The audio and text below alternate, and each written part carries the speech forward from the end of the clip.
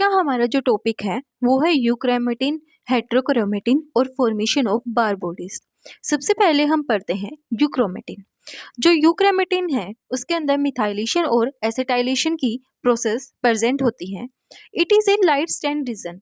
जो यूक्रोमेटिन है वो एक लाइट स्टेन रीजन है in which genes are present in uncondensed form. Euchromatin region के अंदर जो जीन्स हैं वो अनकंडेंस्ड फॉर्म में प्रेजेंट होते हैं। Euchromatin region is transcriptionally active. जो यूक्रोमेटिन रीजन है वो ट्रांसक्रिप्शनली एक्टिव होता है and contain most of the protein coding genes. जो यूक्रोमेटिन रीजन है उसके अंदर most of the protein coding genes present होते हैं। अब हम देखते हैं हेट्रोक्रोमेटिन। जो हेट्रोक्रोमेटिन है वो एक डार्क स्टेन रीजन है gene present in condense form and these regions are transcriptionally inactive during interphase. जो हेट्रोक्रोमेटिन रीजन है उसके अंदर जो जीन्स हैं वो कंडेंस्ड फॉर्म में प्रेजेंट होते हैं और जो ये रीजन है ट्रांसक्रिप्शनली इनएक्टिव होता है during the time of interphase. अब हम देखते हैं सेल साइकिल के मतलब स्टेजेस को। जैसे कि हमने यहाँ पे इंटरफेज की बात करी तो हमें पता होना चाहिए कि इंटरफेज कौन सी फेज होती है। जी नोट है G1, S, G2, prophase, metaphase, anaphase, telophase. जो जी नोट फेज है उसको हम रेस्टिंग फेज बोलते हैं और G1 से लेके G2 तक की फेज को हम इंटरफेज बोलते हैं। जो S फेज है उसको हम रेप्लिकेटिंग स्टेज बोलते हैं। प्रोफेज, मेटाफेज, एनाफेज, टेलोफेज इसको हम एम फेज बोलते हैं। मतलब इसके अंदर मियोसिस और माइटोसिस होती है। अब हम देखते हैं डायग्राम। हमने क्या किया ये जो रीजन है इसको हमने कॉन्स्टिट्यूटिव हेटेरोक्रोमेटिन रीजन बोला और इन दोनों को हमने यूक्रोमेटिन रीजन बोला। मतलब इस साइड वाले यूक्रोमेटिन और जो बीच वाले जो मतलब स्टेन किया हुआ है उस रीजन को हमने कॉन्स्टिट्यूटिव हेटेरोक्रोमेटिन रीजन बोला। जो हेटेरोक्रोमेटिन है उसके अंदर डी एसिटाइलेशन और डीमिथाइलेशन की प्रोसेस प्रेजेंट होती हैं। अब हम देखते हैं जब यूक्रोमेटिन हेटेरोक्रोमेटिन के अंदर कन्वर्ट होता है तो इस प्रोसेस को हम यूक्रोमेटाइजेशन बोलते हैं और जब हेटेरोक्रोमेटिन यूक्रोमेटिन के अंदर कन्वर्ट होता है तो इस प्रोसेस को हम हेटेरोक्रोमेटाइजेशन बोलते हैं। There are two types of heterochromatin. दो टाइप के हेटेरोक्रोमेटिन्स प्रेजेंट होते हैं, कॉन्स्टिट्यूटिव और फैकल्टेटिव हेटेरोक्रोमेटिन्स। सबसे पहले हम देखते हैं कॉन्स्टिट्यूटिव हेटेरोक्रोमेटिन।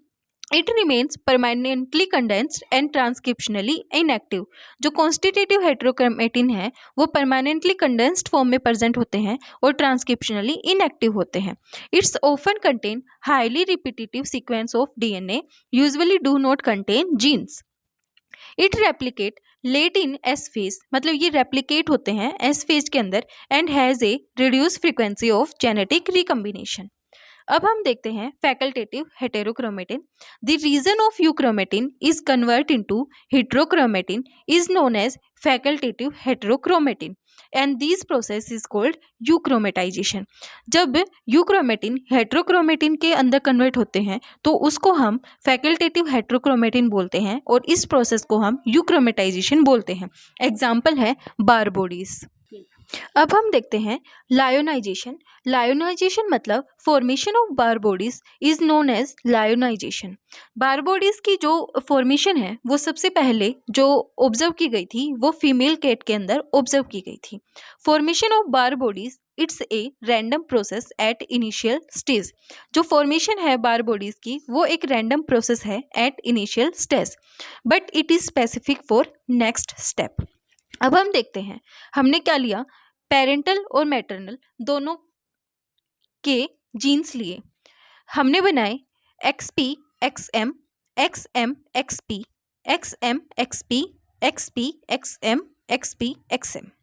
हमने ये इनसे जीन्स लेके इनके गैमेट्स बनाए तो हमने देखा कि जो XM मतलब जो मैटरनल क्रोमोसोम है उसको यूज कर रहे हैं और वो क्या हो रहे हैं, ट्रांसफर हो रहे हैं अगली जनरेशन के अंदर। मतलब जो now bar bodies become specific for next step. जो बार बॉडीज हैं वो स्पेसिफिक हो गई फॉर अगले स्टेप के लिए। अब हम देखते हैं in marsupials only parental X chromosome always involve in Barr bodies formation. जो मार्सुपियल्स होते हैं उनके अंदर जो पैटर्नल एक्स क्रोमोसोम है उसको यूज किया जाता है बार बॉडीज की फॉर्मेशन करने के लिए। Never and ever maternal chromosome involve in Barr bodies formation. आज का हमारा टॉपिक इतना ही था। वीडियो पसंद आए तो लाइक शेयर एंड सब्सक्राइब जरूर करना।